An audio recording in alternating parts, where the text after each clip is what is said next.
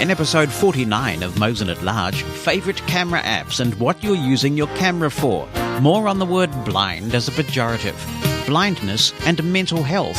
iOS 14 has gone into public beta. Are you testing it yet? And if so, how's it working out for you? Mosen At Large Podcast. You're very welcome to contribute to the podcast, and there are two ways to do it. You can drop me an email to Jonathan, that's Jonathan, at mushroomfm.com. You can write something in that email, or you can attach an audio recording using anything that records and that you can attach to an email. You can also call the listener line. That number is in the United States. It's 864-60-MOSEN, 864-606-6736, and record a message that could be included in the podcast. Concise contributions always help. We can't include everything because of the volume of contributions we receive, and please note that if we do use your content, we reserve the right to edit it for clarity and brevity.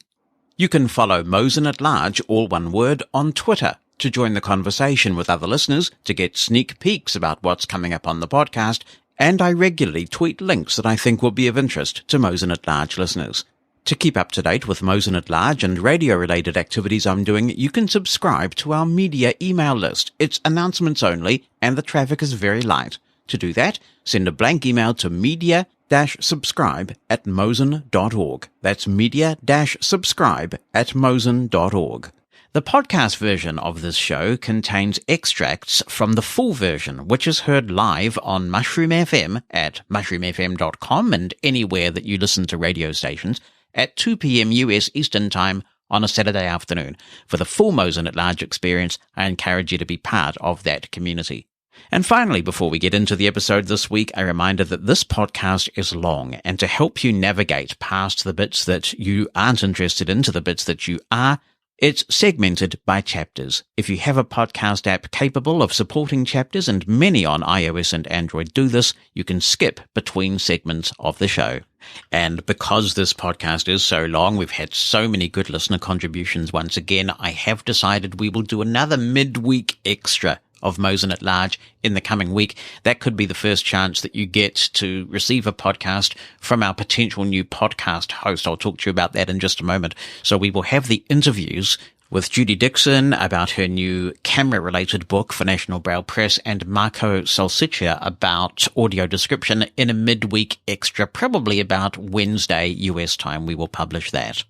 Nice to be back with you for another week. I hope everything is okay where you are. I know that we're still in some very difficult times for many people, and I do want to give a shout out to friends and neighbours across the Tasman in the Australian state of Victoria, where they've had to go back into lockdown. So we're wishing you all the very best, and hopefully that will do the job, and Australia, or Victoria in particular, will be able to get back on track. So everything crossed, and we're wishing you guys nothing but the best in getting that thing back under control.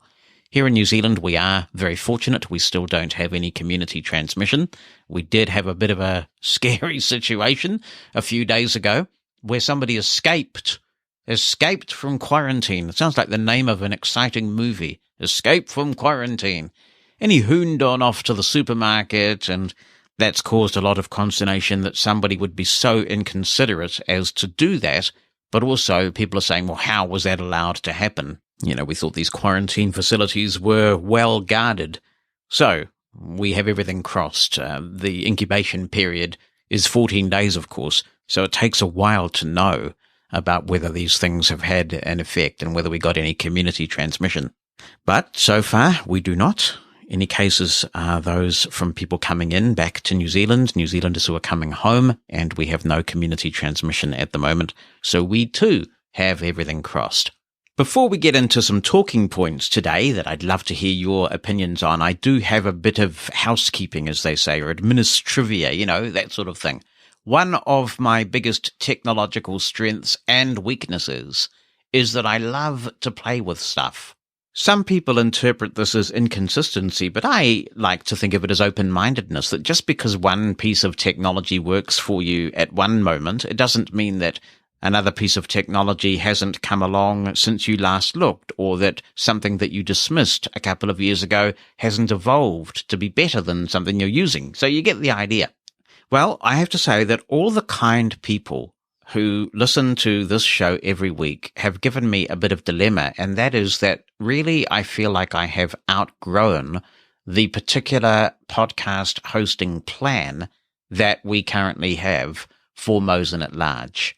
And that caused me to think, well, do I just throw more money at the existing podcast host that I use, which is certainly the easiest option from a technical standpoint, or is this an opportunity to revisit the podcast hosting space, see what's out there at the moment, and just confirm that I'm in the right place, or if I'm not, to make a change? And I'm about 99% decided that I am going to make a change. I have done extensive over the last few weeks, extensive, I tell you, looking at almost every common podcast hosting option that is available today. Unfortunately, I get a bit geeky and obsessive about this sort of thing, as many people who've heard me over the years will know. So I now feel like I really understand in quite a deep way all of the offerings of all of the services offering podcast hosting that tend to be usually recommended, and a couple that are not.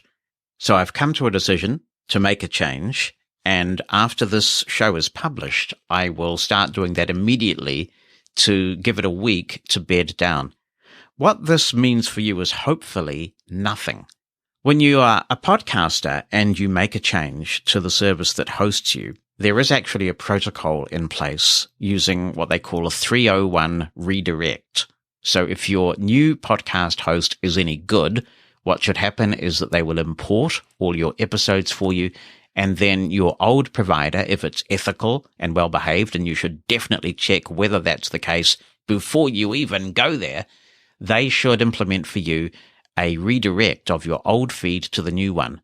Then you have to hope that the podcast clients that your listeners are using will respect that well-established protocol and subscribe you to the new place, and you just don't even know that it's happened. Now, I do have to check about a couple of blindness-specific devices to see if they are honoring this protocol, but if they are not, I will make sure that we do all we can to take care of it. However, if you do not get Mosen At Large next weekend, you can assume that for whatever reason, your old podcast client has not made the jump, in which case I would recommend unsubscribing from the podcast, searching for it again, and then resubscribing. But in the vast majority of cases, particularly if you're using a reliable podcast client like Apple Podcasts or Overcast or Castro, you will not need to do that. If you are using a podcast client where you chuck in the RSS feed yourself, then I will be publishing the new RSS feed on the mosen.org website in the podcast section within about 24 or 48 hours of this episode being published. My stats indicate that most people are listening on iPhones and streams, and we should be able to take care of most of that. I will also publish the new RSS feed to the Mosen At Large media email list. So if you want this feed and you're not subscribed to our media list yet, you can send a blank email to media-subscribe@mosen.org. That's media-subscribe@mosen.org, and I will also send it there. So I do apologize if there's any disruption. I expect it will be minimal. I'll do everything I can to keep it to a minimum, and I don't intend to change hosts too often, but I have a bunch of really good reasons for doing it. If this all works out, and if we make it to our new host in time for next week's episode, and if that episode goes all right, then I will tell you where we've switched and why we've switched and why I have chosen this host, and we'll do a bit of a review of some of the common podcast hosting options out there in case you are considering starting a podcast, and why I've chosen the one that I have, or perhaps you are in the market to change your podcast host if you are a podcaster at the moment. As ever, you have given us a range of great topics to talk about today, and thank you for the contributions that we have received. And I thought it would be interesting to get your experiences about being a blind person, or maybe a person with a significant vision impairment who might in earlier times have been precluded from using a camera, who now uses one on a regular basis, if that's what you do. if you don't use your smartphone's camera, and I mean, this could equally apply to those of you who use Android as well, why is that? Is there a reason why, even though technology companies have done so much to try and make their cameras accessible, you still don't feel comfortable using it? Do you find it a frustrating experience? And if so, what would you like to see done to help you make the most of your camera? If you're using a camera, what are you doing with it? And it occurs to me that we've been using iPhones for so long now. We've had 11 years of accessible iPhones now that we can get into a bit of reminiscing. One of the early apps that I remember using with some degree of success was a thing called VizWiz. Does anyone else remember VizWiz?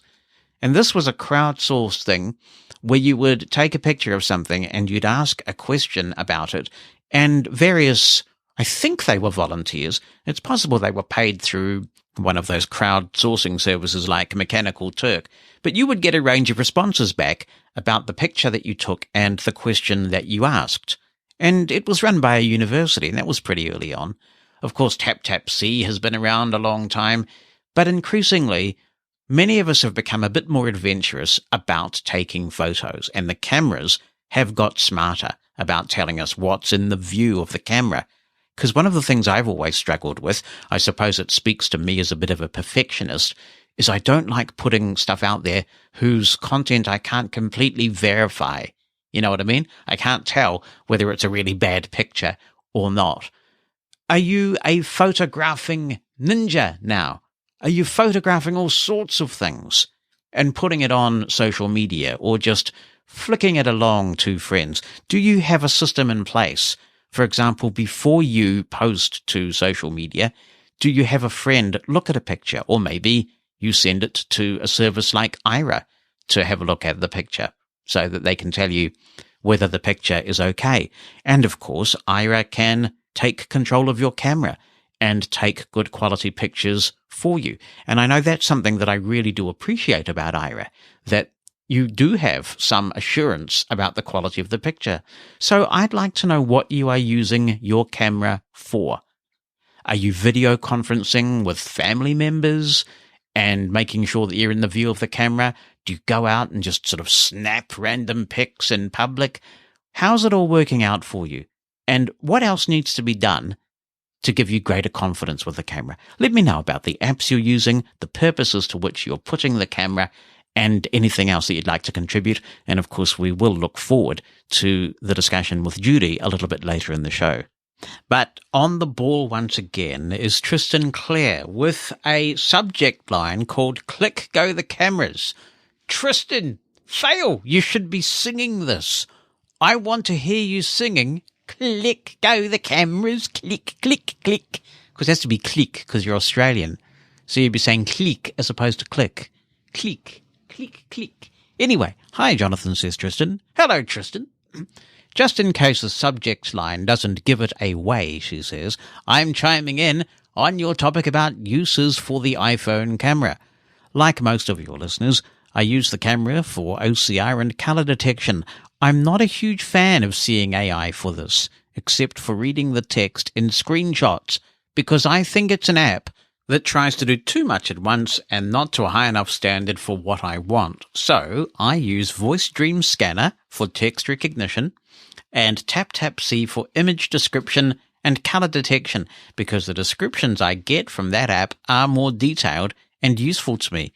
Do you know what? I have TapTapSee still on my phone, but I haven't used it for a long time, probably because of Aira and seeing AI and stuff. I need to give that another go. Tristan continues, however, I mainly use the camera for its original purpose, taking pictures. When I was a kid, I was fascinated by cameras and photography. My dad was a keen amateur photographer, and I wanted to take pictures just like him. A couple of times, he let me have a go, but they were always blurry disasters. This is because traditional cameras weren't accessible to me at all. My particular brand of low vision requires the use of both eyes in order to work properly. If I cover one eye or the other, my visual perception is drastically reduced to the point where it is pretty much useless. So devices with single eyepieces, such as telescopes, traditional eye testing equipment, and the viewfinders of old-school cameras are not an option for me. But since the advent of the iPhone, I've been able to explore the world of taking pictures. I can use the whole screen of the phone as a viewfinder, which means I have access to both eyes. I can take pictures of objects and even people if they stay still for long enough. Sometimes it takes a couple of attempts to get the angle right. I haven't yet mastered the art of cropping and tilting without cutting out half of someone's face, and I'll never be the world's most inspired photographer. But I can take a serviceable picture and share it on social media without embarrassing myself. Finally, I can even indulge my narcissistic streak and take selfies with the help of an app called Selfie X. It's a completely non-visual app that allows the user to take a selfie using the back-facing camera. You hold the phone at arm's length and, with the help of audio prompts, position the camera for a good, crisp head and shoulders shot. When the voice says, "Say cheese," it means you're positioned correctly, and the phone automatically takes your picture. My current profile pic is a Selfie X original, and it's a lot better than the blurry selfies taken by sighted people using the front-facing cameras on their phones. Anyway, the iPhone camera has really opened up a part of the world that I thought was closed to me as a blind person, and I'm pretty damn happy about it. And appropriately enough, it ends with, "Sent from my iPhone." Thank you, Tristan. Click, click. Now, thanks to the magic of email, we whisk our way over the other side of the world to Austin, Texas, and Kathy Blackburn says, "I have several camera apps on my phone. I was an early adopter of KNFB Reader, but I never got the scanning results others seem to achieve." Just breaking in there, I also remember an early iPhone app called Text Detective, Kathy. And I had very good luck with KNFB Reader when I got KNFB Reader the moment it came out, literally, because I was pushing the store waiting for it to come out. I read my daughter's school report almost word perfect. I was just blown away. But some people were getting good results with this earlier app called Text Detective, and I could never make it do anything sensible in those early days. Kathy continues, "Also, I find its PDF conversion," this is KNFB Reader, "inferior to other apps. I much prefer Seeing AI and Voice Dream Scanner for quick tasks and identifying things. I still find Digitize the best for reading barcodes." I must have lost that app along the line, or maybe it's just not updated anymore, Kathy. I haven't seen a reference to Digitize for a long time, but I was really impressed with them a very long time ago. I mentioned that I was in New Zealand, and I mentioned the supermarket that we shopped from, and overnight they had added a whole bunch of products. Quite amazing, but I haven't heard about Digitize for a very long time. Seeing AI, says Kathy, can be a bit fiddly when trying to locate the barcode and get it recognized. I do use Aira when I can't get the information I need using these apps. I have a color identifier called Clothes Color that I use occasionally. It works better than others I've tried. Thank you, Kathy. Rebecca asks, "Is there a stand that doesn't require constant adjustments that I can wear when I'm traveling or use a document scanner for the iPhone SE 2020? I have trouble lining up the iPhone camera for document scanning and for everything else.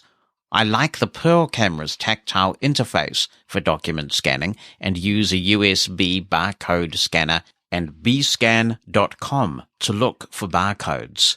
If you like the Pearl, Rebecca, then yes, there are stands that emulate that. They kind of fold out. The floppy-do. I don't know if you can still get the floppy-do, but that was one thing that I had when I was doing a lot of international travel. It was this cardboard thing, but surprisingly solid. It could fold up into a backpack really easily, and then you just unfold the thing, mount the camera in the top, and get a perfect scan every time. I think, though, that most people would probably agree that working with the camera just takes a little bit of practice, and the more you work with it, the better you will get in terms of understanding the relationship between the size of what you want to get in the camera and the distance that the camera has to be. Another way of doing this would be to use Aira, or for that matter, Be My Eyes, and just call somebody sighted. If you have a family member you're comfortable working with on FaceTime or some VoIP solution, that would work as well. And essentially just ask them, so when do I have this picture in the view at the moment, if you're looking at pieces of paper or whatever? And you'll eventually just get a feel, I think, for when it's going to work. In South Africa, Charlie is emailing in, and he says that he's been blind since birth, and he really would like an app that he can point the camera at something and essentially says what he's looking at. And there are apps out there that do exactly this, either with a human, such as with Be My Eyes, which is certainly available in South Africa, or with automated tools. So those apps certainly do exist. Mika Paikala is preparing for the NFB convention, although of course it's virtual this year. He's talking about using a GoPro 8 for Aira. So that's quite interesting. I'd like to know more about that and how the GoPro sort of interfaces with Aira. I didn't know that that's possible, but the GoPro devices are something that I have not yet done too much investigation of. Mosen At Large podcast. Reaction has continued to come in on the word blind and whether it's okay for it to be used as a pejorative in a way that means something other than the absence of working eyeballs. And coincidentally enough, I was reading Twitter last night, as I do, and I stumbled upon this tweet, and I thought I must share it with you because it really illustrates the point that I've been making, and I'm quite surprised and delighted to say many people seem to be concurring with, many more than I was expecting, actually. So here's a quote that I read in this tweet last night. Now, somebody's going to tell me this is okay. I think this is despicable language. The quote comes from James Mook, who I've not heard of, and if I've mispronounced his name, I do sincerely apologize. He apparently is Australian of the Year in 2020, and he's talking about something very dear to my heart. As many people know who've been listening to me a while, I'm into ketogenic eating, low-carb eating. It's changed my life and given me lots of energy. Whee! So I was interested in the subject matter, very disappointed in his choice of language. So this is what he says. I want Australians to be aware the dietary advice we've been fed for decades is wrong. A flawed dietary guideline which we have been obediently and blindly following for 40 years is literally killing us. And so there you have it, a classic example. We've been blindly following this for 40 years. In other words, we've been doing it without thinking. We've been doing it without consideration of the consequences. That, to me, right there, is utterly ableist, unacceptable language. John Wesley Smith has been in touch, and he writes, Hello, Jonathan. Not all metaphorical uses of the word blind are inappropriate. For example, when Jesus told the Pharisees they were blind, in the latter part of John chapter 9, he meant they did not see the truth, particularly the truth as to who he was. When someone uses the statement, even a blind man could see that, isn't this more of a swipe at the person being addressed rather than a swipe at blind people? As for the word vision, you objected to the phrase vision statement. I'm not entirely comfortable with it either, but the word vision in this instance encompasses more than knowledge. Doesn't a vision statement include things like a company's mission statement, projections, and goals? The word knowledge doesn't cover the subject adequately in this case.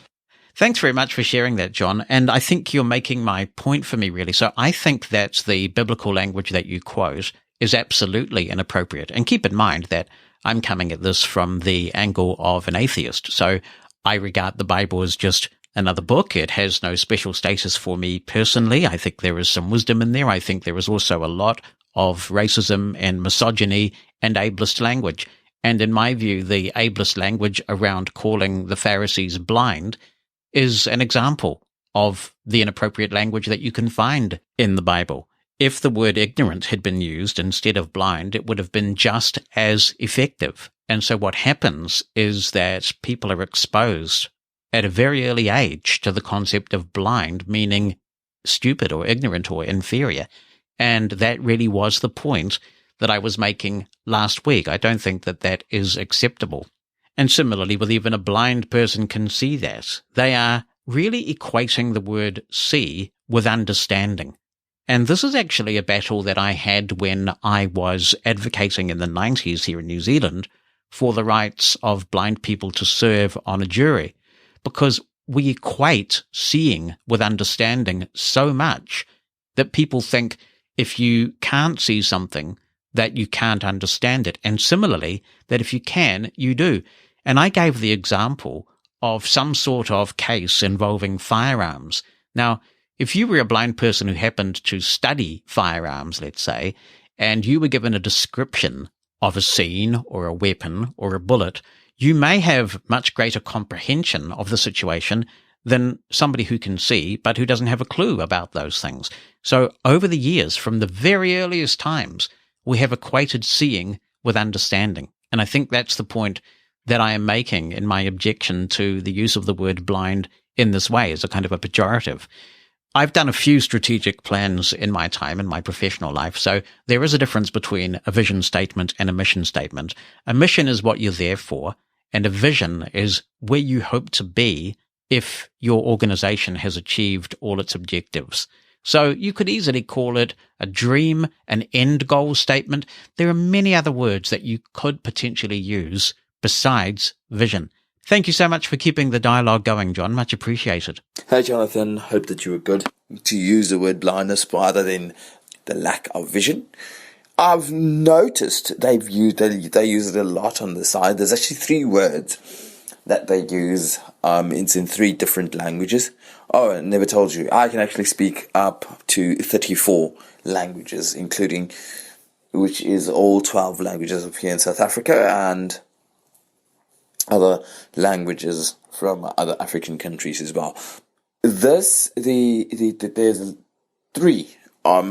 native in South African languages that I know, which they have the word blindness for, and it's used for lack of vision as well. It's the Xhosa word is imfama, and then you will have the Sotho word, which is sifofi, and then you will have the Zulu word impumputi.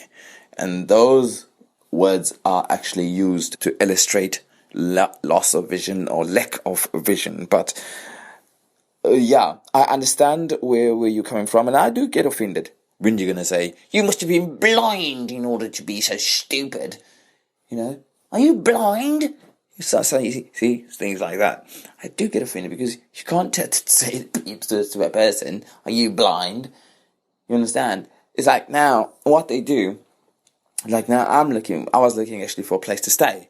And I almost didn't find a place because people have this mentality, sighted people have this mentality that, you know, you have to prove yourself in order before they can actually render you as capable of doing anything for yourself.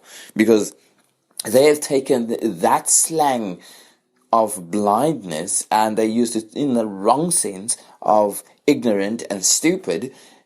That's what they think that blind people then now are.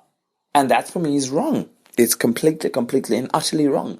I always try my utmost best in order to tell people that that's wrong. You're thinking in the wrong manner. Please try and think in the correct manner. You understand? It's very disturbing. And I do get offended by it. Thanks, Charlie. And this does take the discussion in a slightly different direction, which is a good thing because these conversations do evolve. But it does feel often as a blind person like you are on trial and that you are representing other blind people, that you're somebody's ambassador for blindness. And so I've had situations where maybe I've just had an off day and I've spilled a glass of water or something accidentally has happened. People immediately think that that's because you're a blind person. And if you were a sighted person and you did exactly the same thing, they'd say, oh gosh, you're just having an off day or you're clumsy or something like that. But it is amazing what gets attributed to blindness.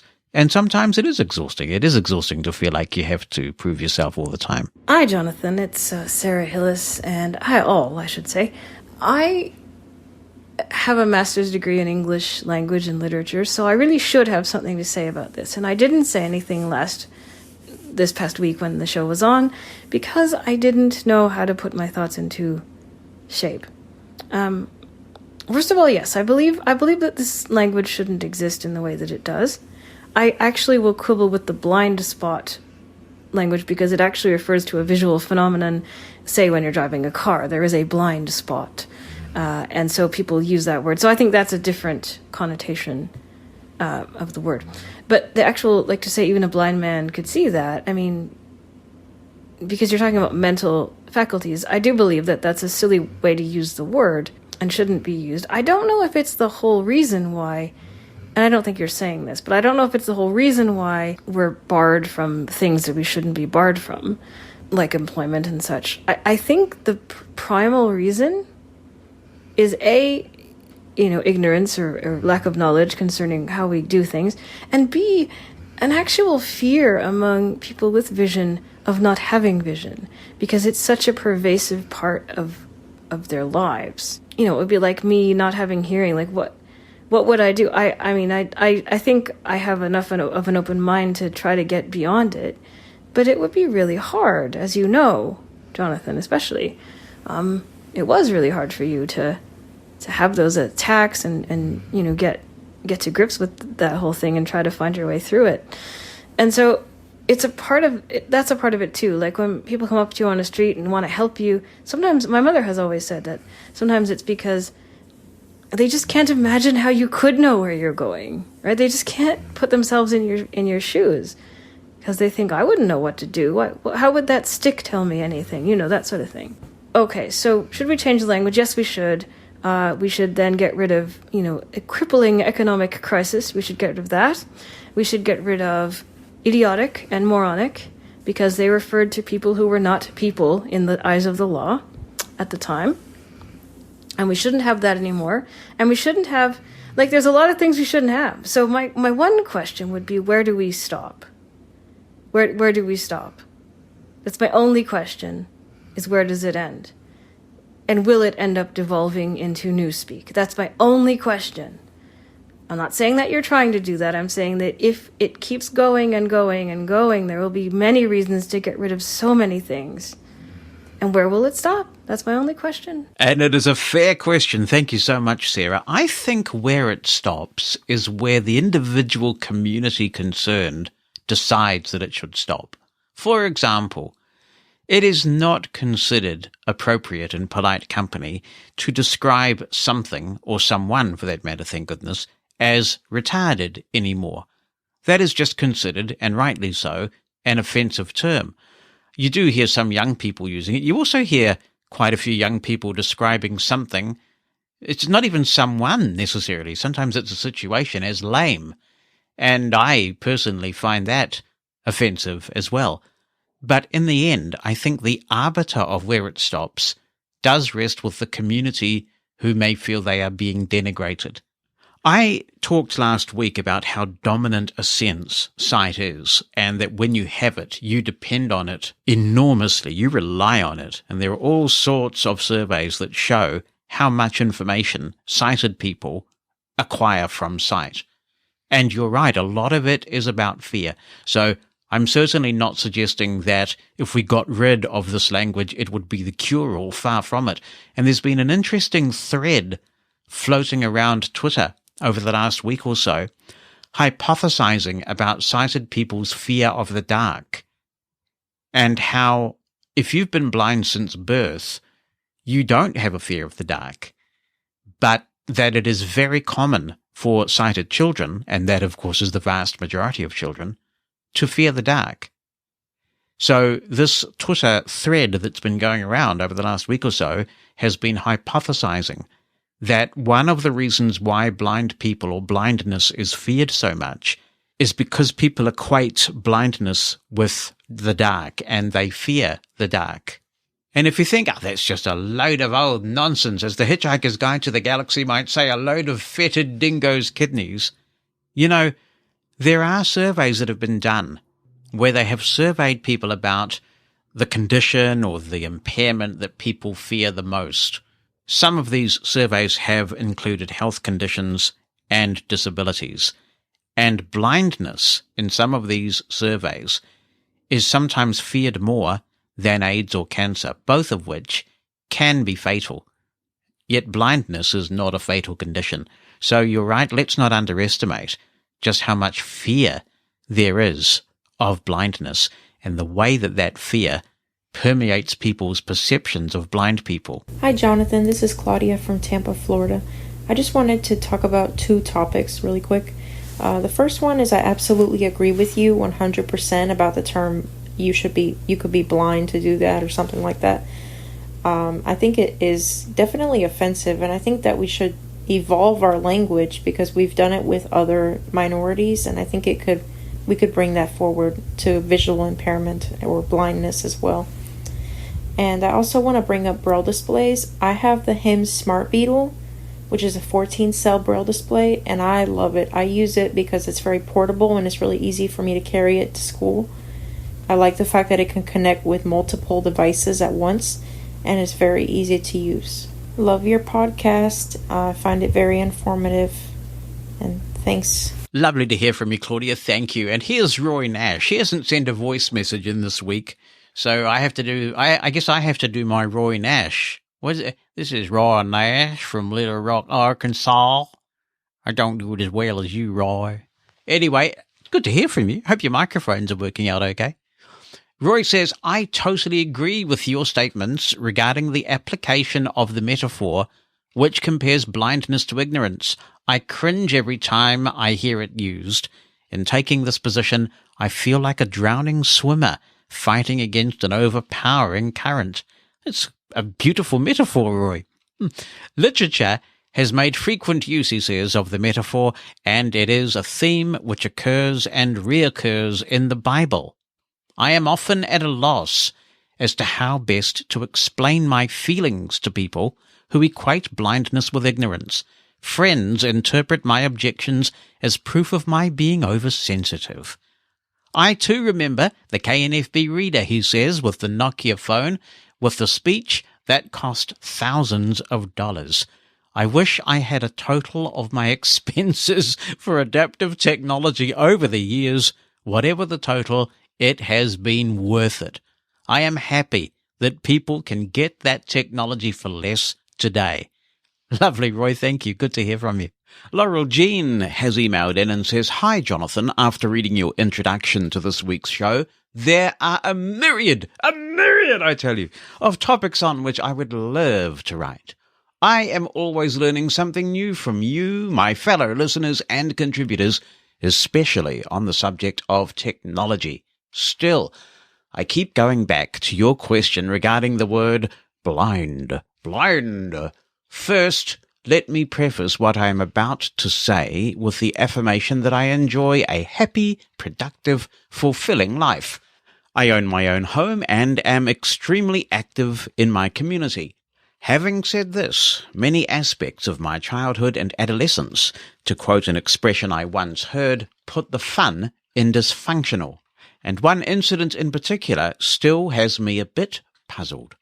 I have been blind from birth and was enrolled in a Birth to 3 program in which teachers came to our home to assist with my early childhood development. I was verbal at a very early age. Once, when my older brother, sighted and 7 years my senior, was going to meet his school bus, I asked my mum, what is his school called? When my mum answered Moultleskill, I asked her if I would go there someday. She answered, no, you're going to Lincoln School. Not long after this conversation, my brother began chanting on a regular basis, Laurie's going to an insane asylum. When I was around 3 years old, my mom, accompanied by a neighbour, drove me to Lincoln School, a couple of hours away from our home. I remember being brought into a very chaotic playroom and standing bewildered as an overly zealous woman bounced a ball attached to what seemed to be a heavy table by a heavy chain and kept repeating loudly, Do you want to play with the ball? The ball? The ball? I stood there, turned my face towards her voice, and said, I want to be with my mum. Please take me to my mum. She did, and that is really all I can remember about the day's events. Not long after this incident, I was taken to Moulton School, where my sighted brother also attended, and went through a barrage of tests administered by the school district's psychologist. I repeated long strings of numbers backwards and forwards, and answered a lot of other questions. The next thing that I remember is going to preschool at Moulton, and I continued to be mainstreamed. Lincoln School was never mentioned again. Throughout my childhood, I was often corrected for my blindisms, told that I needed to look normal and not to look retarded. Even as I gained my independence, my mental competence was often questioned, and I have always felt an urgency to work very hard at proving my competency. When I moved from Illinois to South Carolina, I actually had to take some legal action against my family, as they tried to keep me from leaving the area and again called my competency into question. Of course, I prevailed, and am grateful for all who stood beside me during this process. After my move, Mom and others would call me often, insisting that I should be grateful to Mom for not putting me in an institution. This led me to do a bit of internet research on Lincoln School. According to Wikipedia, the Lincoln Developmental Center was an institution for developmentally challenged children in Lincoln, Illinois. It was founded in 1877 as the Illinois Asylum for Feeble-Minded Children and became the Lincoln State School in 1954 and adopted its final name in 1975. It was closed in 2002 by Governor George Ryan after reports of abuse, neglect, and preventable deaths. When I later confronted Mom as to why the Jacksonville, Illinois School for the Blind was not considered, and why I was on track to go to the Lincoln State School for Developmentally Challenged Children, she merely replied that the experts thought that was best. After further research, I learned that Public Law 94-142 was passed in 1975, providing a public education for children with disabilities. This would have been at about the time that the tracks were switched on my early childhood education, and I became a mainstreamed student. I shudder when I think how close I came to being placed in such an institutional environment. To this day, I have no idea why the School for the Blind was not considered and why the Lincoln State School was emphasized. I cannot obtain a straight answer to that question from anyone. To answer your question, yes, the word blind should be used only when referring to a lack of sight. Blindness has been associated with a lack of mental competency for entirely too long. I am very curious to know if it was common for blind children to be placed in institutions other than those designed specifically for educating the blind, and if any others out there have had similar childhood experiences. Thank you for taking the time to read this. You may feel welcome to share this as time permits. I have nothing to hide in this regard. If anyone else has struggled with similar circumstances, please know that there's life after all of this. I couldn't be happier with my life now, and am grateful to be able to encourage others on their journeys. Thanks also for providing this safe environment in which all of us can share our experiences. Best wishes to you, Bonnie, and all. Thank you, Laurel. That breaks my heart. I'm sorry you went through that, and I'm glad that you were rescued in the nick of time and came out the other side. Hello, Jonathan. I would like to comment on the discussion from last week's show about using the word blind in negative contexts. I agree that it can probably consolidate negative views that people have of blind people. And something that has really annoyed me whenever I heard it is the story of the blind people looking at an elephant, although, of course, this is a lot less damaging than many other things that have been mentioned in last week's show. They touch the elephant, and then one person says the elephant looks like that, and the other person says, no, it looks like that. And then they discuss what the elephant really looks like, because they have all felt different parts of the elephant. And this story is often told in contexts where the person who tells the story wants to encourage others to see different sides of one thing, where the person thinks they are a bit cleverer than the people they're talking to, and the people need to be told to see different perspectives of things. And at the same time, they don't have a clue how we do actually look at things. I mean, I think if you are a blind child and haven't been discouraged from exploring the world, you just naturally touch something, and if you can't reach further, you go a bit further so you can reach more of it to see the whole thing. This is really not how we are portrayed in the story. In the story, I think we're portrayed as a bit stupid. I feel in the story we're objectified just so that the speaker can tell an inspirational story. So I really dislike that the story is used to teach people something when the teller of the story actually doesn't know what they're talking about. Thank you, Sandra. And it's one of those things that just keeps being trotted out, isn't it? This story, it's usually about the blind men. I've never heard it about blind women and the elephant. And it's trotted out there as some great profundity. It's just nonsense, isn't it? Not only nonsense, ableist nonsense. Gary O'Donoghue says, I knew a vicar once who got his congregation to blindfold themselves and wander around the church in an attempt to tell them what it was like being without the Holy Spirit. Unpacking that one, he says, in all its layers, does my head in. We could do a whole show on religion and blindness, religion and disability in general, and I know that there are groups dedicated to trying to modernize the religious viewpoint when it comes to disability, which is often terribly antiquated. You get people who think that we must be cured. Not only that, but we must want a cure. I cannot tell you the number of times I have been just going about my own business, walking somewhere, sometimes in a degree of a hurry to get somewhere because I have an appointment or something, and I get accosted by somebody on the street, and they say, did you know that God can heal you from your blindness? I actually have a great story about this.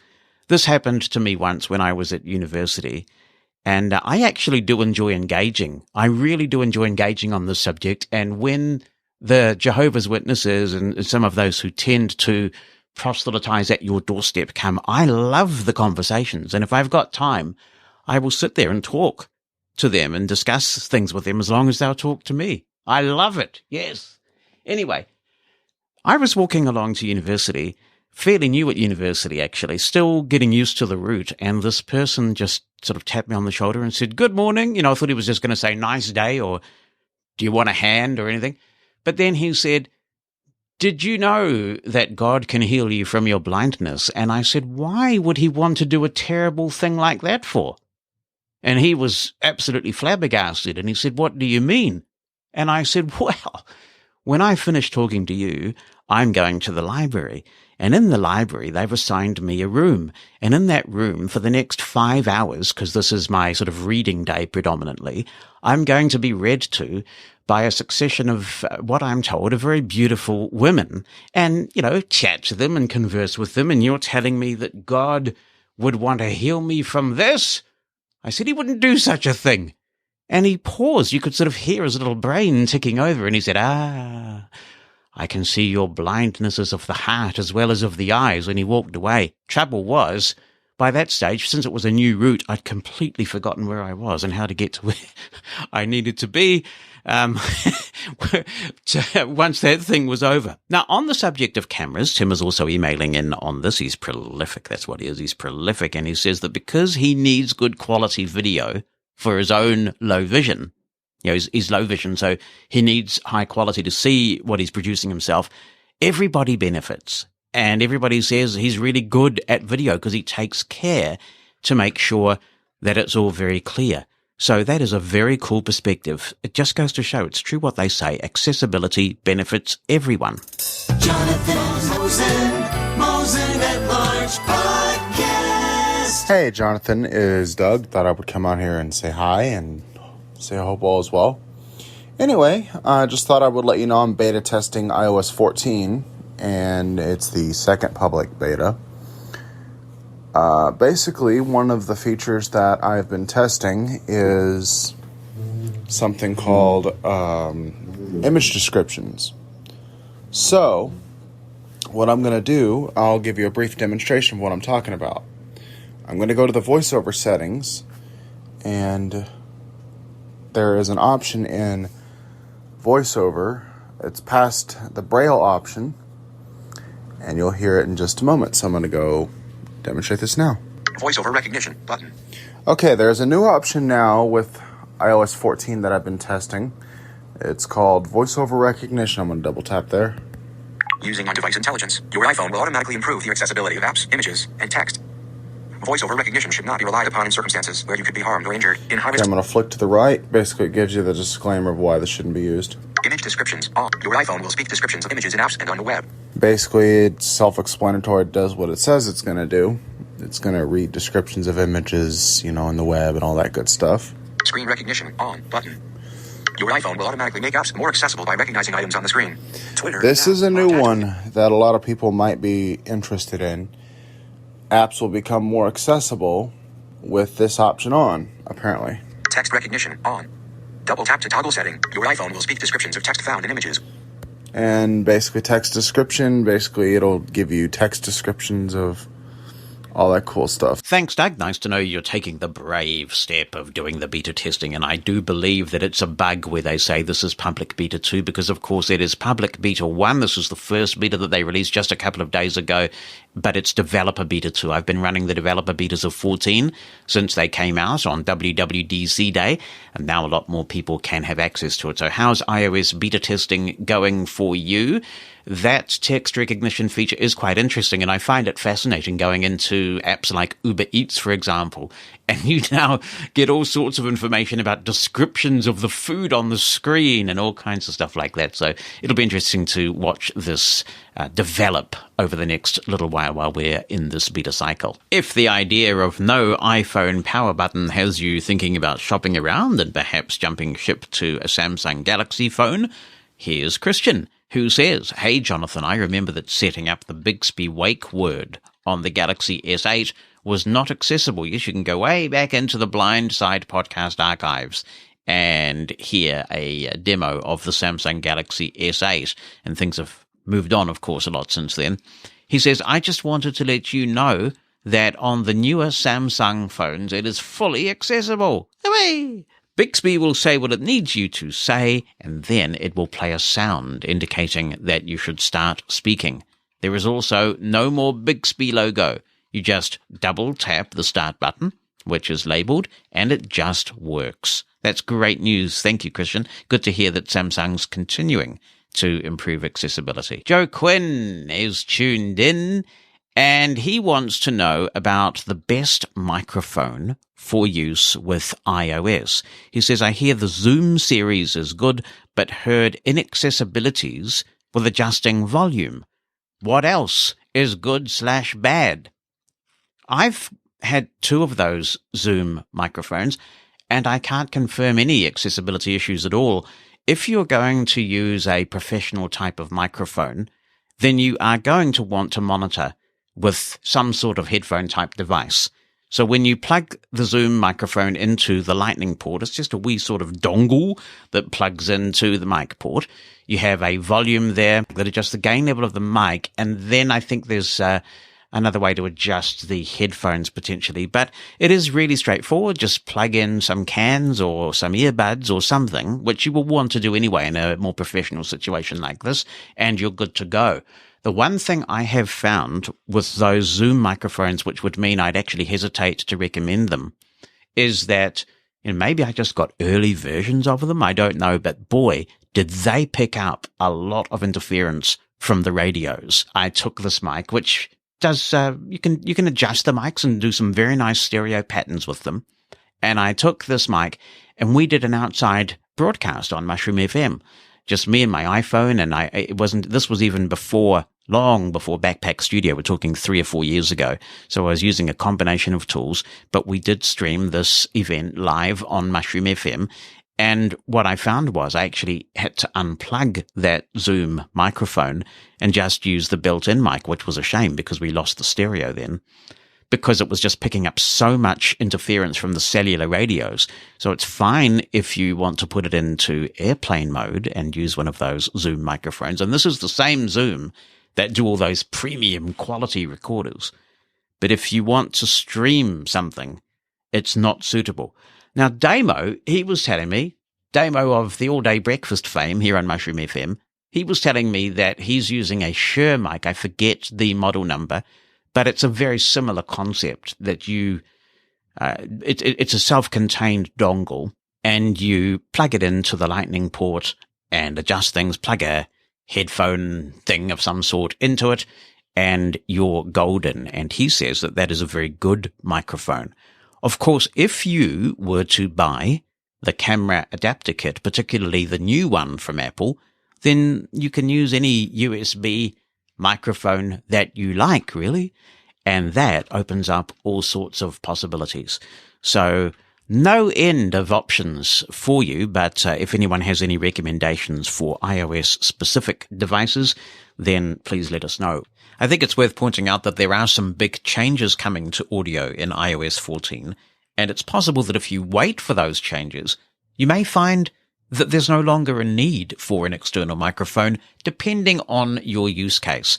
We'll have stereo recording available finally for audio apps in iOS 14. Apple gave a demonstration of this and a presentation, actually, a webinar on it at WWDC, and they showed developers the new API where you can specify which microphones, because there are several on your iPhone, to use in different stereo configurations.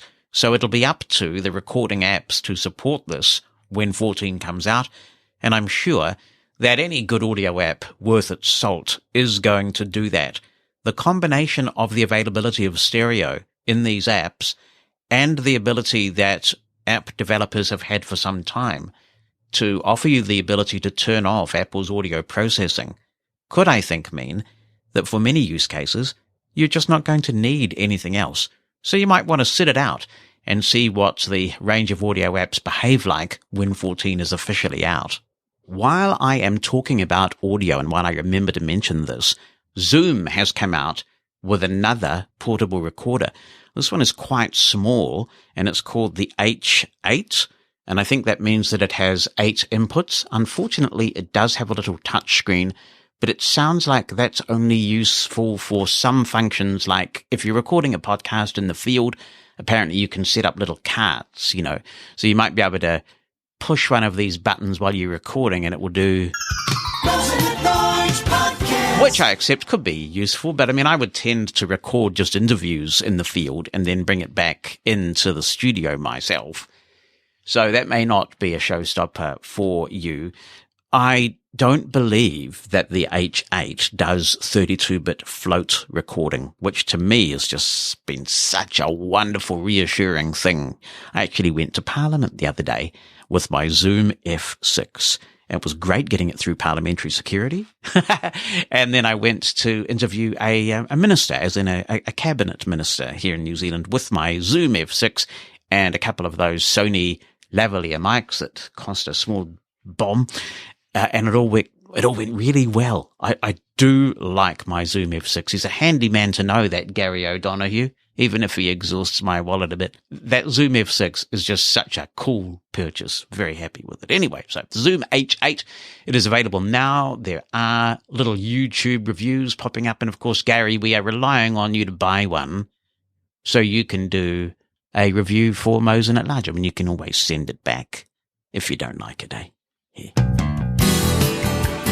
Jonathan Mosen, Mosen At Large podcast. Here's an email from India, from Adi, with an interesting discussion point. And I don't know whether this will go anywhere. I don't know whether people will want to advance this discussion, but it is a really important point, and so I read it here in case anyone would like to talk about this. He writes, Dear Jonathan, in your ever so informative and enjoyable Mosen At Large podcast, in addition to discussing assistive technology, you also have interesting discussions on various topics. Do you feel that the mental health of the visually challenged merits discussion in any future episode of Mosen At Large? This is a very sensitive subject and not spoken of easily, even in the sighted community. I do feel that mental health is of the utmost importance to us, and we rarely get an opportunity to express ourselves. Though I do not believe in generalizations, as we each have our own unique experiences. However, for putting thoughts on paper, I do feel that as a community we are marginalized and may be subject to a higher level of mental abuse. Additionally, it will be very interesting to know about coping mechanisms which all of us practice to deal with our mental issues. Love listening to your thoughts and podcasts as always. Well, thank you, Addie, for raising this, and absolutely it is a topic that we can and probably should talk about. And when I posted that we would be talking about this issue this week, Addie has sent some more thoughts, and he says, 1, I do believe that just like for anyone else, for the visually impaired also, mental health is very relevant and important. The lockdown has made us realize how fragile as a society we can be, and why mental health is as important as any other aspect of one's existence. 2, many a times we visually challenged in society have learned to compromise on many situations, and thus in life. Though many of us do realize the importance of mental health, maybe we do not know how to deal with them, and hence also compromise on the same. 3, amongst the visually challenged also, I feel that people with degenerative eye conditions and who are not born blind are more vulnerable to mental health issues.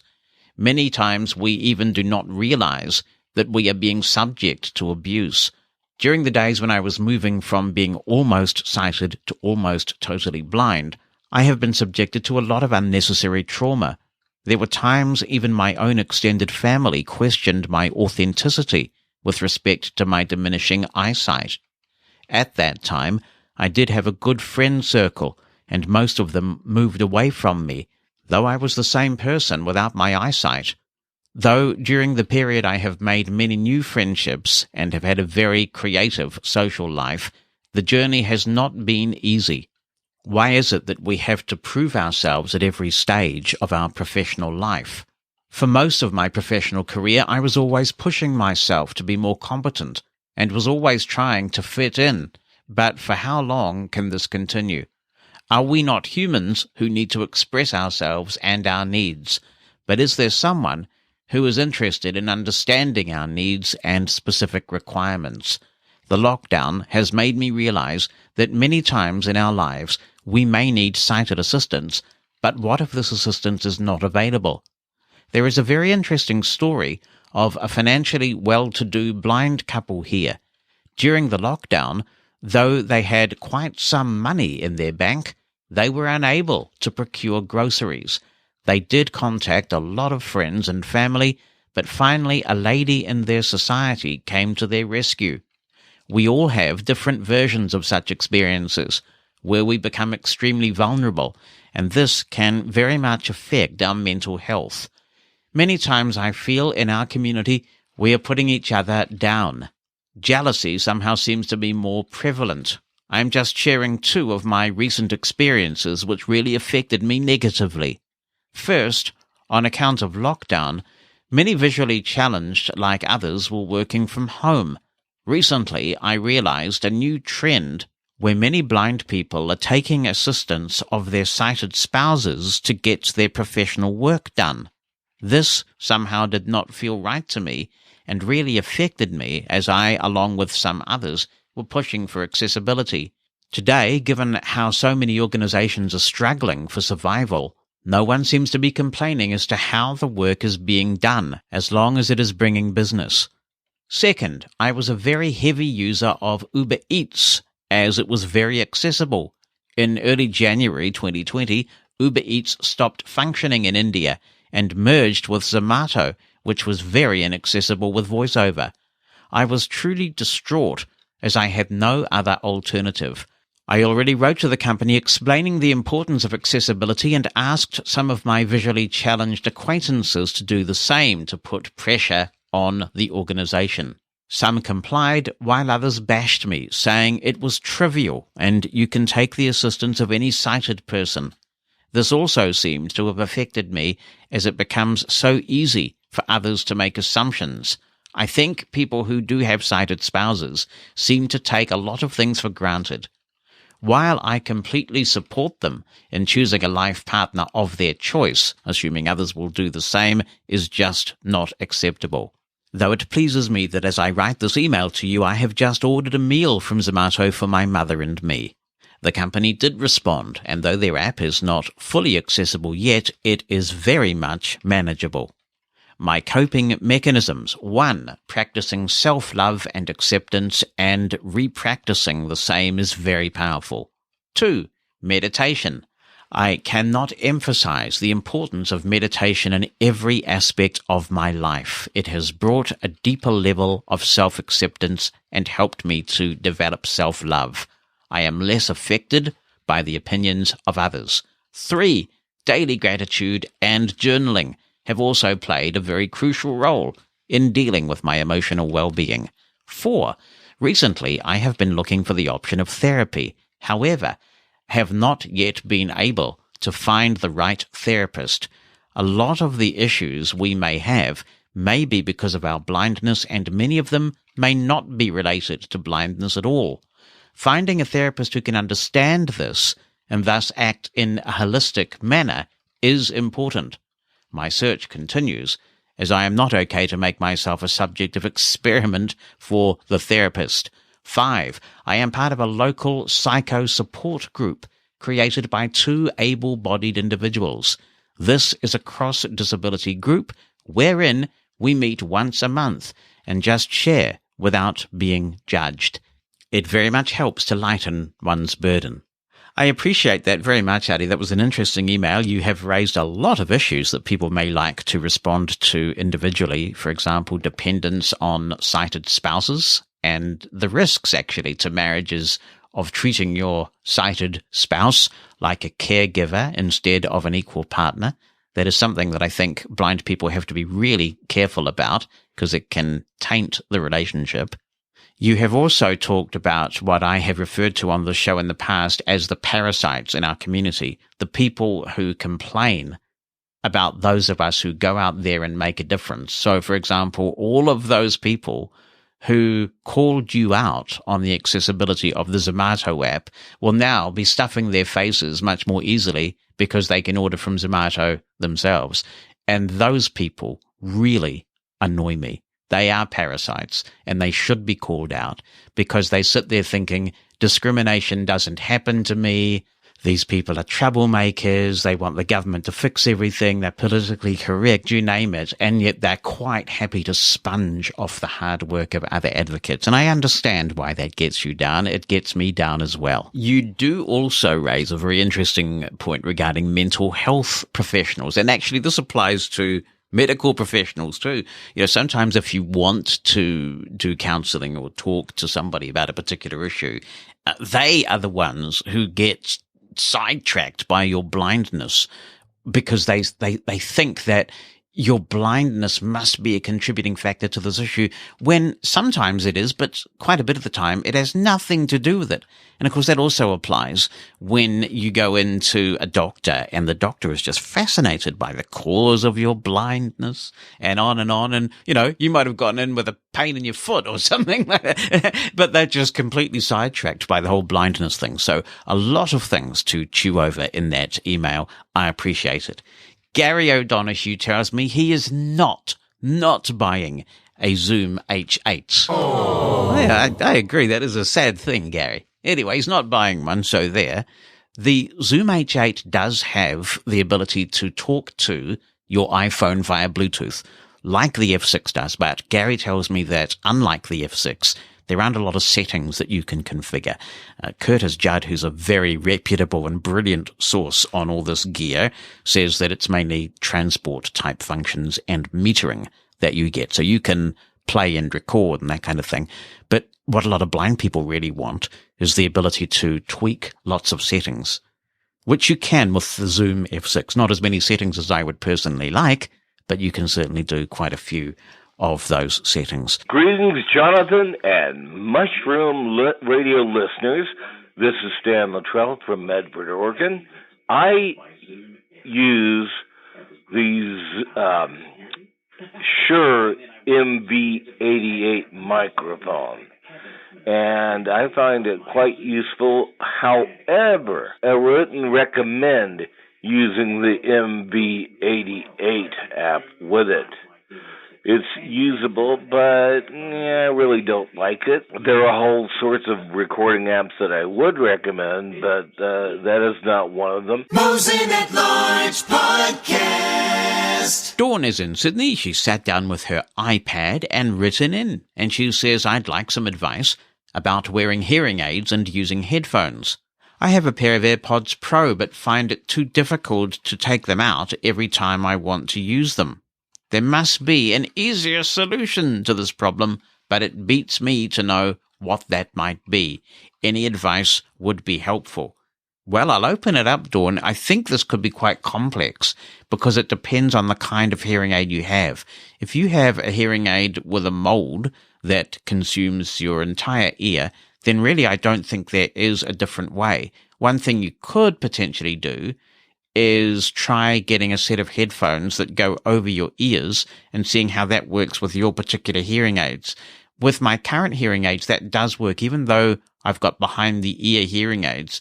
So the microphone of the hearing aids is not where the mold is. It's sort of behind your ear. But I have found that with a good large size cup on the set of headphones that I use, those studio monitors, actually I can get some good sounds. And my hearing aids have a loop setting, a hearing aid loop setting where they mute the microphone entirely. And I find that gives me pretty good sound, actually, really nice sound. I did buy some AirPods Pros to see if I could get any use out of them, but I wasn't getting quite enough volume for them to be of any use to me, so Bonnie inherited my AirPods Pros. Now, I know that Michael Fair has talked to me about this. As I understand it, his hearing aids are receiver in canal, and that means that he's got enough room in his ear to put the AirPods in, so he's wearing his AirPods and hearing aids at the same time. Now, that's cool if you can do it, but that will depend on the type of hearing aid that you have. And also, you've got to be really careful that you don't push something way, way deep into your ear. So I'm not sure whether any audiologist would recommend that because there could be some safety issues potentially around that. So my best advice, if the hearing aids you have aren't producing good enough sound, it might be a good idea to just give the AirPods a miss and look at over-the-ear headphones with a nice big cup that will accommodate your hearing aids. But others may well have some solutions here. I also do have that direct audio input cable I've talked about repeatedly here, where you can connect your hearing aids to any headphone jack. That is okay. It won't produce the full rich bass of a good set of headphones, though, not by a long chalk. Email from Peter in Hungary, who says, first of all, thanks for the suggestions concerning a good RSS reader on Windows. QFeed is fine, although it works only with one feed in the free version. Luna crashed in the beginning of the installation, no matter if I used the normal or the portable version. Maybe it doesn't like Windows 7. Mate, you got the Nokia phone and Windows 7. You're living the dream of retro. I haven't, he says, tried yet what your Dutch listener suggested. But now I have another question. In my last email, I wrote that I used a Nokia N96 smartphone with Symbian and Talks running on it. My mother changed her phone and gave the old one to me. I thought, why not play a little with the Samsung Galaxy J3? So I dipped my feet into the Android world. Some of my goals are already reached. Money recognition, scanning grocery packages with Voice Dream Scanner, making my water meter read by a friend through Skype. But which app would you use for subscribing and listening to podcasts? I know that you live basically in iOS land, but you may have some knowledge that you can share with me about podcast players for Android. If not, one of your listeners could have a good idea for me. On my Samsung smartphone, Android 5.1 is the version of the operating system. I use TalkBack as the screen reader instead of Samsung Voice Assistant. Have you heard anything about the accessibility of the Diese app on Android? I use Diese from 2013, but only on the desktop. I would like to have a look at Diese on this platform. The question is it worth it? Is it accessible? Thanks, Peter. Well, I guess the best way to find out is to try it. If it doesn't work out, you can just delete it. So that's what I tend to do. Just be a bit adventurous, install something. If you find it hasn't worked out for you, then uninstall it. Regarding podcast players, that is a very old version of Android, but a couple that I know work pretty well with Android. Pocket Casts is a great choice because it is cross-platform. So there's a Pocket Casts web-based version, one for iOS and one for Android, so you could check that out. And also Podcast Addict, I seem to recall, comes highly recommended on the Android platform. But you're right, I'm not using Android on a daily basis, so if there are podcast recommendations from people who are using Android regularly, podcast client recommendations that is, by all means be in touch and share those with us. Jonathan at mushroomfm.com, the listener line number 86460-MOSEN, 864-606-6736, and all the very best, Peter, on your Android journey. Julie McCullough is in touch once again. She says, "Hi, Jonathan. If someone is sharing writing on the screen through screen sharing on Zoom, is there a way to be able to read it? Sadly, no. Screen sharing sends bitmap images, and this is the same in Microsoft Teams as well, by the way. Even Microsoft, with all the powers that come from being Microsoft, don't do this at the moment either. So even if somebody's sending a document that is actually accessible, like a Word document or a PowerPoint presentation, what's appearing on the screen is a bitmapped image, therefore it is not accessible. So if you know in advance that someone presenting at a meeting that you will be attending intends using PowerPoint or Word or something of that nature, make sure they send the document to you ahead of time."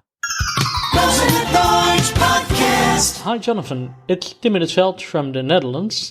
Last week we had this discussion about the use of the word blind, but this week I experienced something that made me realize that unfortunately this discussion is still rather academic. I work in digital accessibility, and there is the International Association of Accessibility Professionals. That's an American group which certifies people to be an accessibility professional. And someone pointed me at that, and it turns out that if I want to make the exam, if I'm sighted and if I'm not using assistive technology, I can make it with online proctoring. There's some system that I have to install a webcam and make it on my computer. Or I can go to one of many facilities in my country that would offer the exam. If I'm blind and I use assistive technology, I need to arrange my own proctor, a volunteer who needs to already have passed the exam, or I need to get an organization that will host a special event for me, because the online proctoring system and the exam rooms, the physical exam rooms that IAAP uses, are not accessible to users of assistive technology. Okay, so what it amounts to, if I'm blind, I need to make special arrangements to make the exam to be an accessibility professional. What the soup? If there's one profession that you should be able to take on when you're blind, it's accessibility professional. And seriously, what excuse is there not to make an online accessibility professional exam accessible? What technical barrier is there to that? Okay, if I'm the only blind student in a university, I understand that maybe the university has some problems with that. But we're not talking about some random university. We're talking about the International Association of Accessibility Professionals offering an inaccessible exam.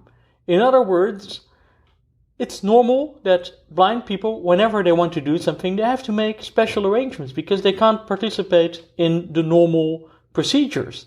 I mean, if the IAAP cannot make a procedure accessible, then who can be expected to?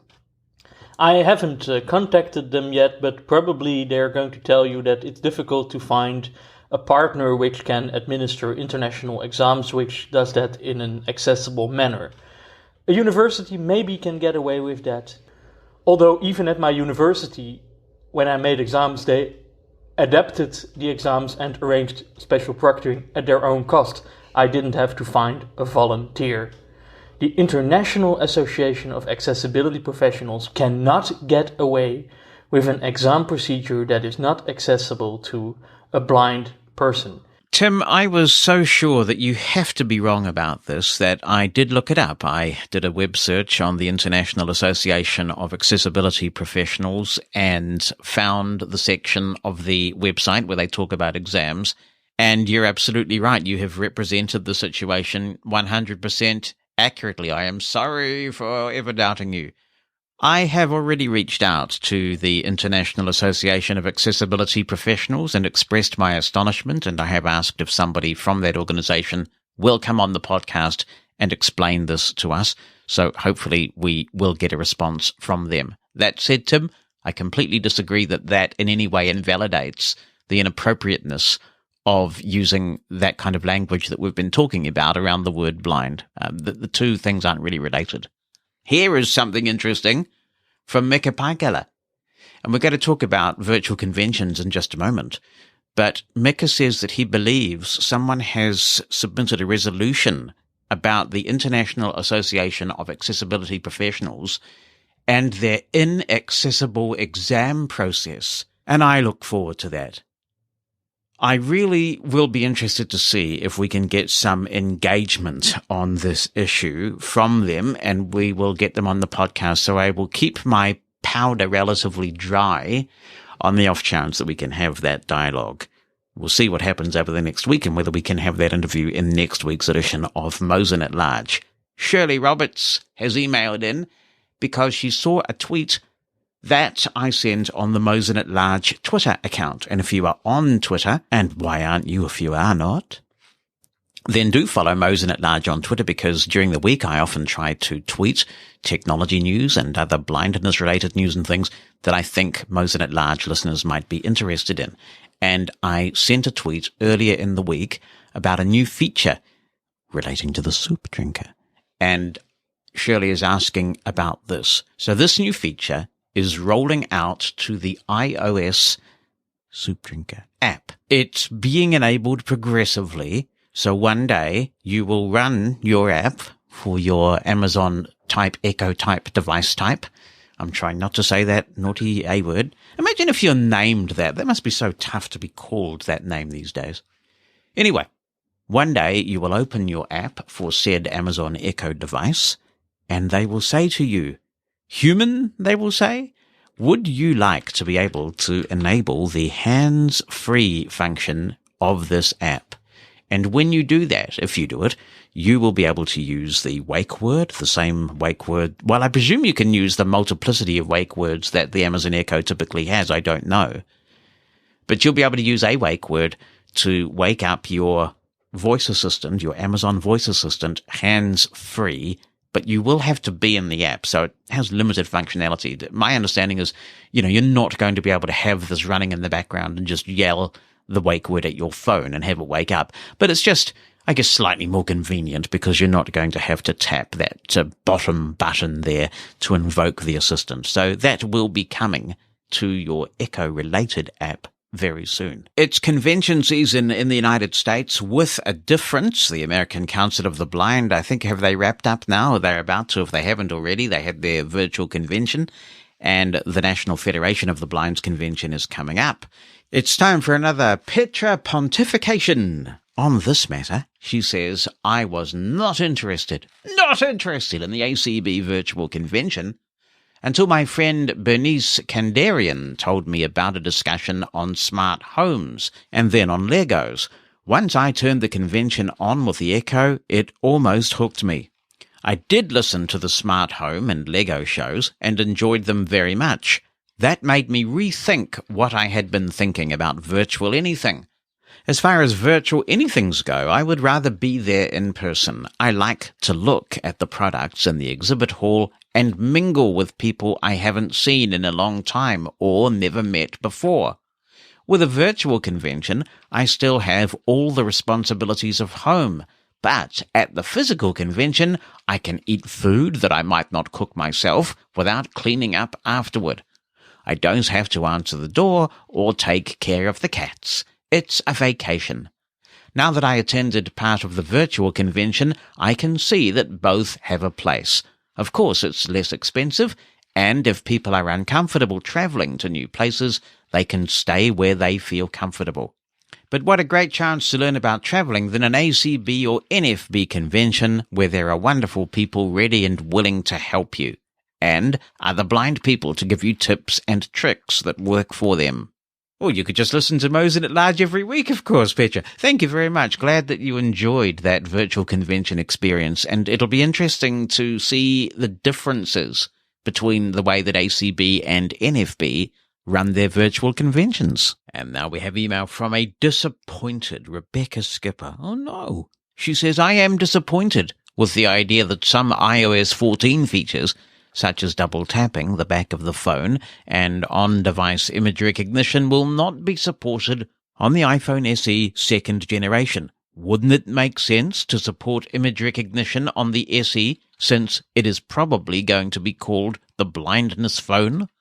When Apple indicated that the iPhone SE would have the same processor as the iPhone 11, I presumed that all features of the latest operating system would be available.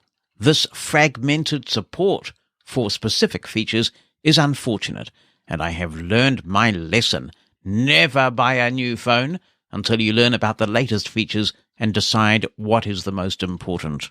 Frankly, Face ID isn't for me, and I'm not willing to give up the SE for features that I might not use every day. Thanks, Rebecca. I'm not sure why you would call the iPhone SE2 the blindness phone. If that's because it has Touch ID, I don't really support that premise at all. There are lots of blind people who are getting on fine with Face ID. There might be a bit of a learning curve at the beginning, but with any new device, particularly a touch-screen smartphone, I think there is a learning curve at the beginning. So it would be a shame, I think, if a myth got out there that somehow blind people are better off with Touch ID by virtue of blindness. That said, I do have some good news for you, because I did a little bit of fossicking around after getting your email, and I have been told by a source I consider reliable, I mean, it may be wrong, but it probably isn't, that although the support for the double tapping of the back of the phone and the triple tapping of the back of the phone is not in the present beta of iOS 14, I'm led to believe that it will be in iOS 14 by the time that it is released. So hopefully there's not too much weird product positioning going on. I mean, you can understand, for example, that the camera system in the iPhone SE2 is not quite as elaborate as the hardware in the iPhone 11, but the processor is the same. And the raise to wake functionality, I think, is in the SE2, isn't it? So, yes, I am told you will get that feature in the SE2. Don't hold me to that, but that's what I'm led to believe. Mosen at Large Podcast. Since the beginning of lockdown, many more people have been talking about Microsoft Teams, and rightly so. It's a great collaboration tool, and the audio quality is fantastic on meetings. There are still some accessibility issues pertaining to Microsoft Teams. For example, when someone joins a meeting, I can't hear who is joining. It just says something like, 2 participants have joined the call, which is not only unhelpful, but it's actually literally inaccurate. Still, it's getting there, and Microsoft is now stretching the boundaries of Teams. So they want people to use Teams for day-to-day collaboration outside the workplace. So you're going to be hearing a lot more about this, and it might be good to start becoming familiar with Teams. It's also a very good job-related skill to have, because if you're going to go and work for an organization that is a Microsoft shop, chances are they either have Teams now or they're going to have Teams very soon. Now, there is a very good webinar that Kelly Ford put together for Microsoft on using Teams with a screen reader. Kelly used JAWS. It was well done. Sadly, and I don't want to be too hard on Microsoft because at least they are engaging in meaningful ways with the blind community. Quite senior people at Microsoft are very approachable, and they are trying to teach all of the things that they're doing, and that's really positive because companies like Apple are not doing any such thing, are they? So well done to Microsoft for having a crack. But man, it was frustrating. They had this preamble, and then they had these sort of nebulous questions at the end from people who really were surplus to requirements, I think. They should have just let Kelly run for a full hour. You could tell that he had a lot more to say, and I would have found hearing more from Kelly to be incredibly useful. But still, it is the most useful introduction to Microsoft Teams I have yet heard. So I'll try and seek that out and put a link to it in the show notes. If you would like more information on Microsoft Teams, Oren O'Neill has been in touch from the UK. And Sight and Sound, in their next webinar, which is going to be happening, it says here at 2 GMT, but I actually think it's 2 British summertime based on the rest of their conversions, because that is 9 a.m. Eastern Time, which is actually 1 GMT. So I'm going to go with 2 British summertime, 2 p.m. British summertime on Wednesday, and they say that they've brought together a number of contributors from Ireland, the UK, the Netherlands, and the United States to share their experiences of using Microsoft Teams with screen readers on PC and iOS. You will learn how to successfully use the application to create teams and add members, chat and collaborate with colleagues by sharing documents, set up and manage meetings, and make one-to-one calls from your computer. They say they'll also spend time as they demonstrate the application talking about the accessibility features built into Teams and how it can work so well with the JAWS and VoiceOver screen readers. Registering for this event is not necessary, and the event is actually going to be held using Microsoft Teams itself. And one of the really good things about Microsoft Teams is it can be completely browser-based, and in that environment it's very accessible. So I'm all for minimizing the learning curve to get into these sorts of things. So it should be a really good experience to go to the Microsoft Teams webinar using Teams. If you want to join the session, there's a link to the event itself, which I will put in the show notes. The event itself will go live just before 2 p.m. UK time and Ireland time next Wednesday. If joining from a mobile device, you should install the Microsoft Teams application in advance. And if you have questions that you would like to have addressed during the session, you can email in advance msteams@sightandsound.co.uk. That's msteams@sightandsound.co.uk. They will do their best to answer those questions.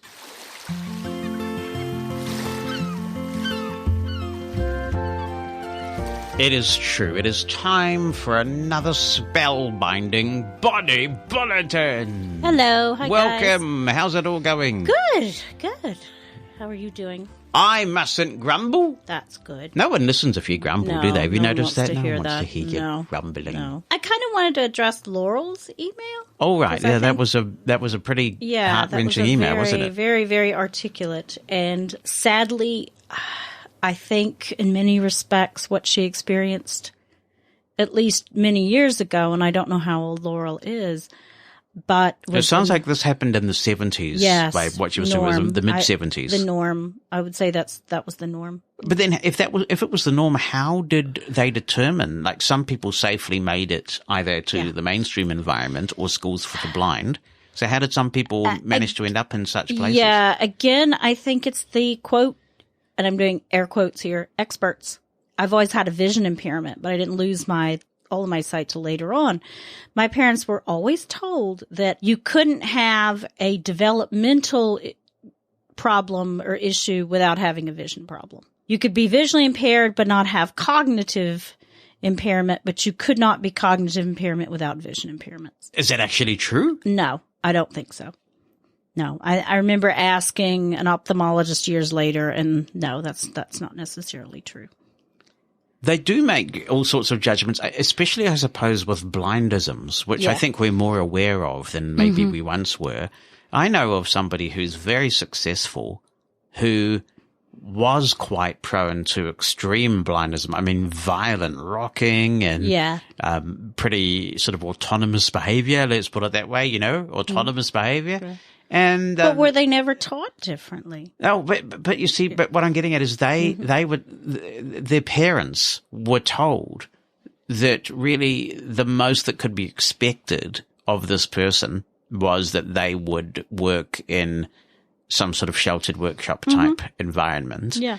And yet they did not. They're very successful, independent individual. It's just that, I guess some people have a greater propensity to those sorts of things, those blindisms than others. Yeah. And I think a lot of it is when a child is born, a parent, especially if they've given birth to a child who has some sort of disability, there's a lot of stuff that goes in with their shot. I mean, they just had a baby, so that's enough, whether it's, disabled or not, that's enough because you're exhausted anyway, and you have this new person in your life, and I've never had children, but that's what I imagine it would be like. So there's so much going on anyway, and especially with moms, because some of them, their hormones are all over the place, they're not sleeping, they're, all sorts of things. And then you have these experts, quote, coming in and saying, okay, the baby's blind. It may have some other issues too. We don't know. And maybe it doesn't. And I think that's what has happened a lot with families is sometimes it is the parent's fault, but sometimes I like to believe that the parent, they really want to do what's best for their child. And if they're being told that this is the best they can expect, then what else are they going to do? I mean, especially back in the day when you didn't have the internet and you didn't have consumer groups. I mean, I remember there's a place in Tennessee, I think they've closed it down now, called the Clover Bottom. It's on the old Andrew Jackson estate. And it's been historically kind of the where they put people who were developmentally challenged over the years. It was an institution, basically. And one of our history teachers in high school, because the School for the Blind is near the same property. One of our history teachers told us when he worked there that there were people that had been put there as children, as babies. There was nothing wrong with them except vision impairment. And they're in their 60s now, and you think about how horrible that is, that these are people who never were able to lead an independent life because of some social worker somewhere who decided that this was okay. And I see that even in the modern times where blindness professionals make arbitrary decisions that are not in the best interest of children. I also think it's so vital that we, as a minority, that we start telling our stories and we recount this history and we acknowledge that there actually has been a lot of oppression and injustice that has taken place to blind people over the years. And we must not be silenced. We mustn't be shut up by the parasites that I talk about who claim there's no discrimination and nothing's ever happened to me, so what do you want about? And you hear stories like Laurel's, and it makes you realize we've got to tell those stories. We've got to make sure that we take control of our own destinies and that those sorts of things never happen again. But it's a complicated area because in a way this segues into some of the things that Adi was talking about, because on the one hand, I think there are issues that really take their toll on a blind person in terms of just constantly being exposed to discrimination and misunderstanding. And that does weigh on you. I mean, sometimes if you really are trying to make the world a better place, it can be very hard to do that without getting bitter. I mean, I like to think that I can point to quite a string of tangible differences that I've made as an advocate, laws that have changed and attitudes and practices that have changed that I have had a hand in, and I'm proud of that. But I also see a lot of blind people who feel like seem to me like they're constantly at war with the world and are looking for offense. Yeah. So it's a difficult balance. And I think that's with any minority group or any sub community. You know, you need to start in school with kids and teaching them how to advocate for themselves in a way that is going to get their point across, but is also going to be diplomatic. You know, I agree. I think self-advocacy is one of the most important skills that you can teach a minority member. That's not to say that it's going to solve everything, because sometimes you're still going to find issues. But, you know. But being able to articulate one's needs, it's really important, I think, and a lot of training is not provided. No, and I think that. And people argue about, well, I'm so tired of being the ambassador for every blind person in the world, and that's not easy. You know, you don't want to be. It's people think that because you have certain requirements that you're representative of all blind people, and many minorities have that problem. Oh yeah, it's like, well, no, I'm not speaking for the entire Hispanic race. You know, I'm sorry. Why can't I just be accepted as an individual with preferences? You know, the last blind person that we had here did this. Said yes.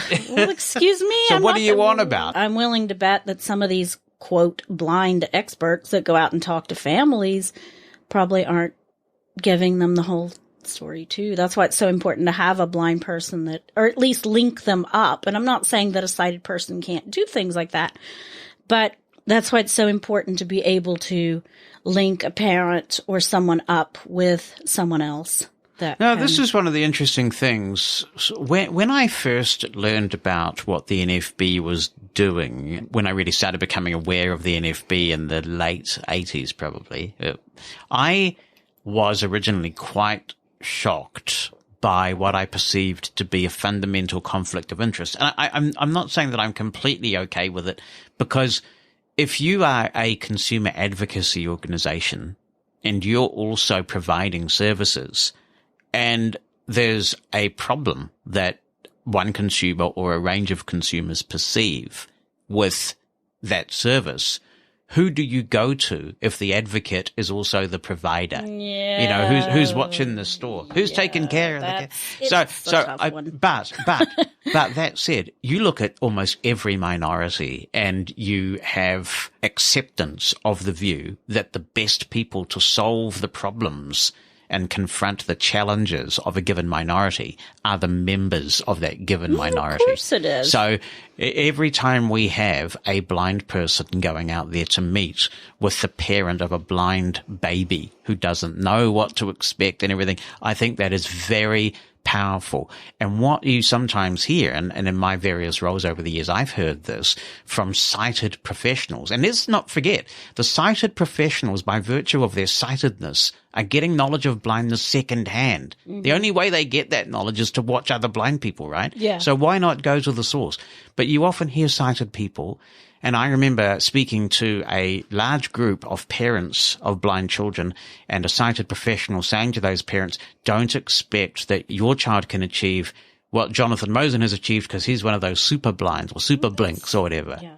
You know, it's I mean, that would be like me as a horse owner sitting in a group and having, I don't know, Bill Farish come in there, who's one of the top owners and breeders in the country, say, well, don't expect anyone in here to be like me. You know, I mean, that puts the kibosh on it. You can be whatever you want to be, but if you're told you're never going to be that, then, you know, you're not. The tyranny of low expectations. I mean, it's terrible. And in that regard, I am interested in what, shall we say, firewalls are put in place in the NFB context. But sure, if the best people to provide services to blind people are rather blind people. What did you think of the ACB virtual convention, which I heard none of at all, but you were virtually attending? I did attend a lot of it.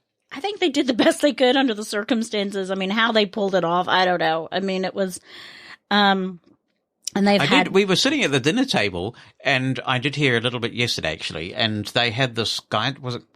Sky Dogs of America, yeah, they were doing... And they were using this TTS, and I have to say it was a very human-like TTS. It was very I think it was one of the human. new Microsoft ones. It doesn't turn and out we to be listened for a one of their while, and Bonnie employees. kept saying, is that human speech or is it not? And then I had a listen, and I thought, no, this is one of those new Microsoft voices like you get in Immersive Reader when you use Microsoft Edge. That's definitely a TTS, but boy, they're getting harder and harder. It was really, I mean, I was kind of getting freaked out about it because it reminded me of this science fiction. I think it was Buck Rogers. Greetings, Earthlings. One time I saw, and it was like, welcome to Sinaloa. You are now under the laws of this planet, and it was like, it was very strange, but yeah, it was good. They reached a lot more people than they would if it had been live, physical.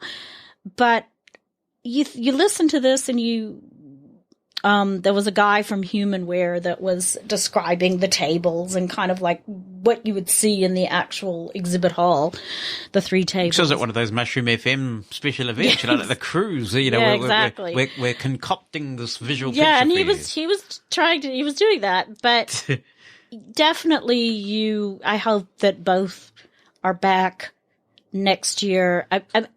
One thing I think that we've all kind of learned from the whole COVID-19 is you can do these things, and it's good to have that option. So maybe next year they will have more virtual things and Zoom that people who can't attend the convention will be able to participate in. Yeah, because there's been this prevailing view, we mustn't do too much of this, otherwise people won't come. But I don't think that's true. I think there's still a good number of people who would prefer, as Petra was saying earlier, the camaraderie of getting together. And it is weird because you think about anyone that's been to the convention and you like going to the exhibit hall because you can interact with the vendors, you can talk to people, and there is a lot of that.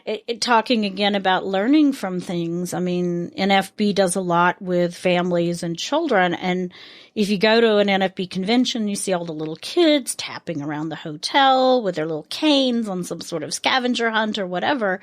They can't do that virtually. I mean, I'm sure they figured out something to do virtually, but it's not the same as physically being there. To contribute to Mosen at Large, you can email Jonathan, that's JONATHAN, at mushroomfm.com by writing something down or attaching an audio file. Or you can call our listener line. It's a US number, 864-60-MOSEN. That's 864-606-6736. Mosen